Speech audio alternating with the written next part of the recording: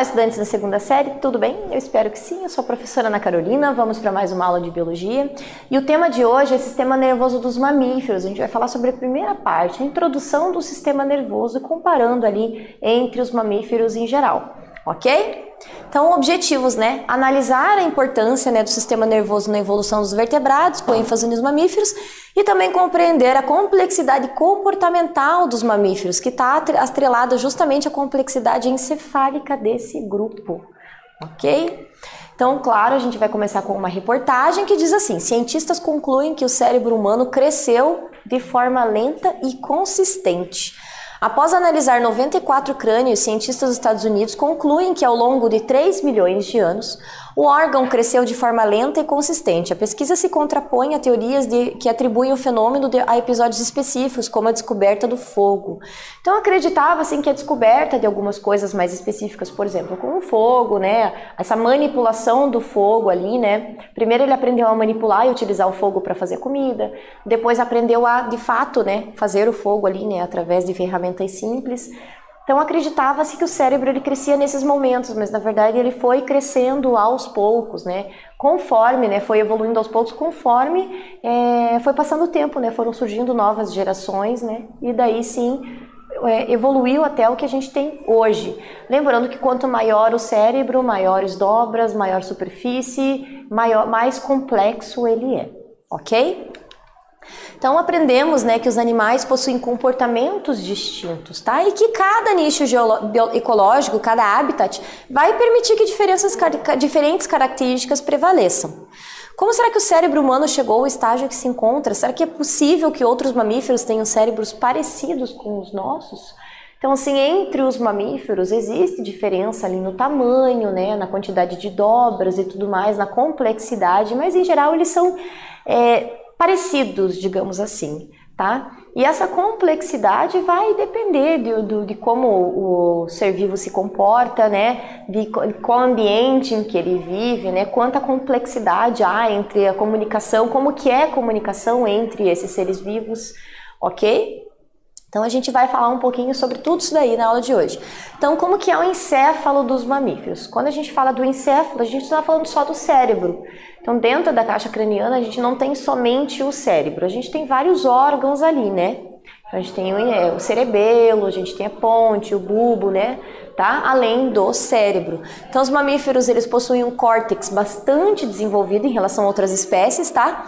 E nesse córtex cerebral estão presentes as áreas responsáveis pelos controles, né? Pelos controles sensorial e motor. Então, essa área amarela aqui, o controle motor, aqui essa rosa mais escuro é o somatosensorial e o rosa claro também, né? Então, os órgãos dos sentidos, por exemplo. Aqui o córtex visual, mais especificamente os olhos, né? E o auditivo ali em verde, tá? Acredita-se, né? Hoje a gente já tem informações mais concisas, né? Que o córtex pré-frontal, que fica próximo aqui na região, né? Que controla o comportamento, ele só fica maduro de fato por volta dos 20 anos. Né? Então, por isso que episódios de birras entre crianças são coisas que não há como controlar, ela não consegue se controlar sozinha, né? Se autorregular, precisa de um auxílio para regulação, tá? Então, com o conhecimento científico a gente consegue ter noção de como que é esse comportamento entre os seres humanos mais novos, por exemplo, para a gente entender um pouquinho desse comportamento e por isso que é tão comum de acontecer essas birras aí, ok? Nos vertebrados, essa complexidade, esse aumento dessa capacidade, né, do cérebro tem relação com o aumento da inteligência e, claro, vai ser mais complexo, né? Se a gente pensar no comportamento entre esses animais, né, que tem, por exemplo, tem espécies que vivem ali todas em conjunto, né, se auxiliam, tem algumas espécies em que tem um macho alfa, por exemplo, que vai organizar os outros do bando, do grupo, certo? Tudo isso por conta dessa complexidade, do tamanho do córtex, né? E que vai permitir esses comportamentos, um raciocínio, digamos assim, né, entre eles, tá? Que vai permitir, inclusive, a comunicação entre eles. Nos humanos, né, o córtex cerebral ele é aumentado com volume não expansível na caixa craniana. Isso quer dizer que não tem como crescer mais, né, aumentar, né, ali. Então, por conta de não poder mais aumentar, né, até porque os bebês humanos eles já nascem antes do que deveriam, porque senão não sairia durante o trabalho de parto, porque ficaria grande demais a cabeça, tá? Se a gente for perceber outras espécies de animais, eles nascem no tempo certo em que já conseguem andar, por exemplo, tá? E com isso o cérebro deles é maior, consequentemente a cabeça é maior. Entre humanos, por conta da postura bípede, isso já não seria possível, tá? O quadril teria que ser mais lá, permitir uma abertura maior para a saída desse bebê se ele tivesse um cérebro já pronto para a caminhada. Um bebê humano pronto para a caminhada em torno de 1 ano. O tamanho da cabeça de uma criança de 1 ano já não sairia no canal de parto durante o parto normal. Então, aí evolutivamente a gente nasce antes do que deveria, justamente para que permita, né, do cérebro continuar crescendo. Esse é um dos motivos também que os ossos do crânio são abertos, né, tem uma abertura ali nos bebês e que vai fechar por volta dos 2 anos de idade, ok? Então ali, ó, o cérebro ele é todo cheio de dobras, tá? Justamente para aumentar essa superfície e, claro, a complexidade também. É por isso que a gente tem o raciocínio lógico e essa noção espacial também em relação a outros animais, tá? O tronco encefálico faz o controle daquelas situações que são automáticas, por exemplo, a respiração, né? O controle dos batimentos cardíacos, tá? O cerebelo faz o controle da movimentação, do equilíbrio, por exemplo, tá? E claro, a medula espinal vai fazer a ligação ali entre o encéfalo e os outros órgãos do corpo, ok? Com relação ao tamanho, tá? Então, esse tamanho do cérebro, essa complexidade do cérebro é que permitiu que os mamíferos tivessem esse cuidado parental, tá? Então, o cuidado dos pais com os seus filhotes é possível porque o cérebro é maior, mais complexo, permite esse cuidado, né? Esse instinto de cuidado dos filhotes e assim eles não precisam ter tantos filhotes em quantidades tão grandes como outras espécies, por exemplo, como os anfíbios, que botam vários ovinhos ali, né, liberam vários ovos na natureza e vão embora, não cuidam dos filhotes. Por quê? Para aumentar a chance de 1 ou 2 sobreviver à fase adulta. Já entre mamíferos há o cuidado parental e com isso pode-se ter menos filhotes. Tudo isso graças ao cérebro mais desenvolvido, ok? Dos primatas especificamente, né, eles apresentam essa facilidade de reconhecimento dos membros da família e de grupos sociais, então já começou a aprimorar essa comunicação social e é por isso que eles conseguem viver em grupos, em bandos, né, normalmente tem um líder, tá, e um comportamento bastante similar ao comportamento entre humanos, ok? Tá? E os primeiros, né, a começar com esse comportamento são aqueles prosímios, que são os primeiros primatas verdadeiros, né, que a gente chama. Aí vieram os símios e por último os antropóides, né, que seriam, né, os nossos ancestrais e, claro, os seres humanos, tá? Símios, por exemplo, né, a gente tem o gorila, tem o chimpanzé e tudo mais, tá? No cérebro humano, então a estrutura cerebral dos humanos modernos surgiu há cerca de 1 bilhão e 700 mil anos nas populações ancestrais africanas de primatas, o Homo sapiens, Homo habilis, né? Então a gente consegue ver pelo tamanho do crânio ali que houve um aumento grande com relação ao tamanho do cérebro, né? Houve mais espaço, né? Foi liberado mais espaço, digamos assim, para que o cérebro pudesse crescer e, claro, pudesse ser mais complexo com relação a isso. Tá? Já nos mamíferos aquáticos, né, eles vão ter um comportamento social e cooperativo mais sofisticado, inclusive é semelhante às culturas humanas, eles conseguem se comunicar muito facilmente, então eles emitem sons, por exemplo, para se comunicar ali na água, eles conseguem se comunicar em longas distâncias, eles vivem em bandos também, certo? Bom, vamos para a atividade 1. Alguns mamíferos, como golfinhos, possuem a capacidade de detectar a posição de objetos e animais pela emissão e recepção de ondas ultrassônicas. Qual seria a função dessa capacidade, né? Por que ele vai emitir essas ondas? Daqui a pouquinho eu já volto com a resposta.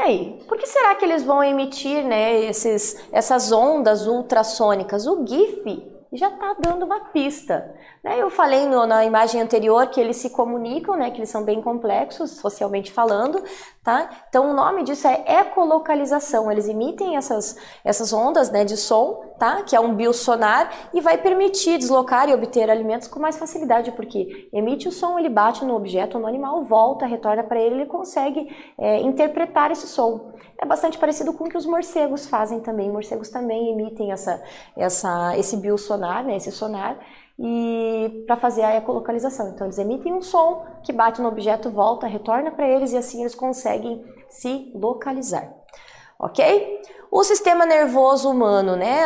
A gente tem a célula nervosa, que é o neurônio, tá? Ele tem mais ou menos esse formato. Aqui no GIF está mostrando a comunicação entre os neurônios, certo? É a célula responsável, né, por interpretar, por exemplo, o que a gente vê, o que a gente ouve e tudo mais, tá?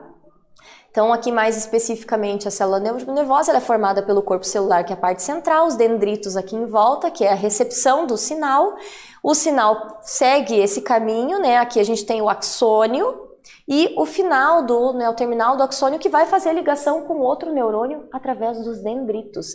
E em volta do axônio a gente tem aqui a bainha de mielina, que é como se fosse uma camadinha de gordura ali que vai proteger o neurônio ali e vai fazer com que o sinal sempre siga aquele caminho, que ele não se perca no caminho, digamos assim. Ok? Uma pessoa que tem Alzheimer, por exemplo, ela tem uma diminuição aqui na bainha de mielina e é por isso que acaba, né, esquecendo, perdendo informações ali por conta disso, porque a sinapse não consegue acontecer no total. Então a sinapse é essa propagação do impulso nervoso, né? E de um lado para outro, de um neurônio para outro. Atividade 2, vamos lá. O sistema nervoso é responsável pela maior parte da interação do organismo com o ambiente, como interpretação a reações, a estímulos. Aí eu peço para você fazer um desenho que represente essa célula nervosa, né, indicando as suas partes e, claro, as suas respectivas funções. Vou te dar um tempinho para você fazer o esboço do desenho e eu já retorno.